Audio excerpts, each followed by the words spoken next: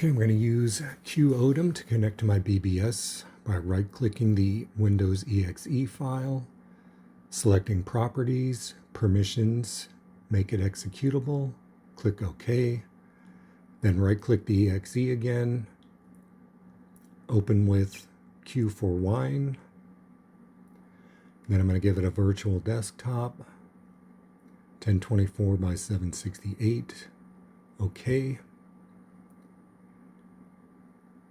Now when it comes up, we can do I for a new entry, give it a name,